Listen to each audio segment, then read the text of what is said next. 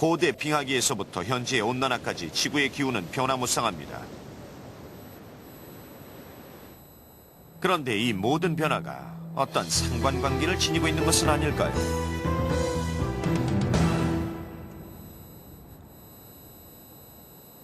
수백 년 동안 사람들은 지구의 모습이 노아의 홍수와 같은 대참사 이후에 생겼다고 생각해왔습니다. 하지만 1800년대 초기 옥스퍼드를 졸업한 변호사 찰스 라이엘은 이런 믿음을 깨고 지질학의 혁명을 일으켰습니다. 라이엘은 수년 동안 전 세계를 돌며 암석과 화석에 대해 연구를 했습니다. 수집한 암석 조각들을 하나하나 비교해보면서 화해마다 서로 다른 이야기를 하고 있다는 사실을 알아내게 됩니다. 화산 폭발 같은 재앙이나 지진, 홍수는 눈 깜짝할 새에 지구에 영향을 미치는 반면 지질의 변화는 아주 오랜 시간을 두고 자연스럽게 이루어졌던 것이죠. 바람과 물에 의한 침식, 추위와 더위에 의한 순환 등이 그런 것이었습니다. 그리고 이런 변화는 안반층에 기록되어 있습니다. 라이엘의 통찰력이 한층 돋보인 것은 이런 변화가 아주 오랜 세월을 두고 조금씩 이루어졌다고 판단한 것입니다. 라이엘은 이 지구가 생각보다 훨씬 더 오래됐으며 이런 사실을 입증할 수 있는 증거들을 모아 지질학의 원리라는 책을 발간했습니다.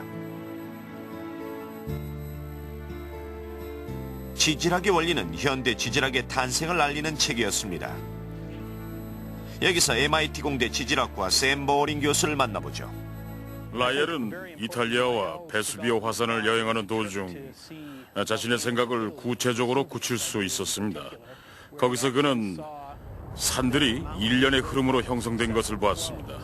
그걸 보고는 화산이 언제 분출되었는지 알 수 있었는데 그것 자체가 기록과 같아서 그걸 보고 화산이 수만 년 된 것이라고 확신했습니다.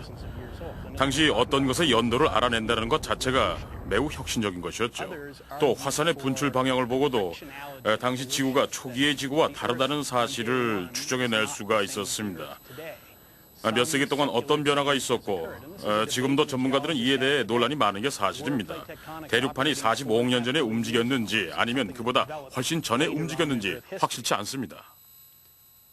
오늘날 많은 사람들이 찰스 라이엘을 지질학계의 찰스 다윈이라고 합니다. 실제 두 사람의 관계는 세상에 지대한 영향을 주게 됩니다. 다윈은 비구로를 타고 세계를 항해하는 중에 짬짬이 라이엘의 책을 보았고 그 책을 읽으면서 깨달은 것이 있었습니다.